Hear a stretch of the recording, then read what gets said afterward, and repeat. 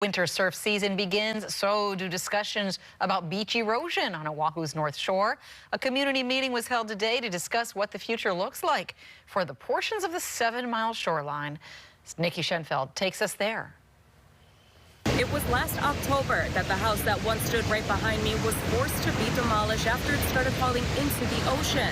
The lot is currently for sale, but the listing states that a dwelling might not be able to be built due to the severe erosion here.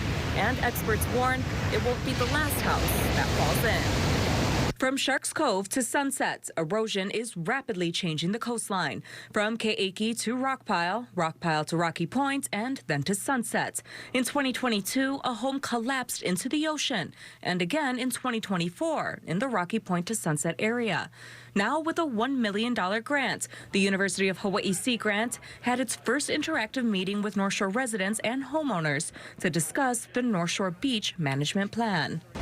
We're asking some very specific questions about different types of beach management strategies and what the community might favor or their perceptions of it.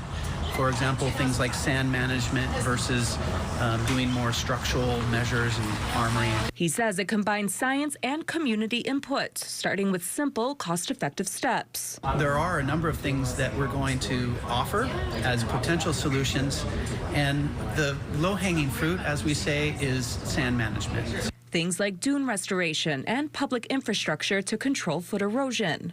We get into more complicated structural or even land use measures further down the road in this management plan, with looking at things like stabilizing beaches with structures as a possibility. Many longtime beachfront homeowners are frustrated with the lack of support over the years. Most of these beachfront homes were built in the 60s, but the state didn't ban sand mining until the 70s.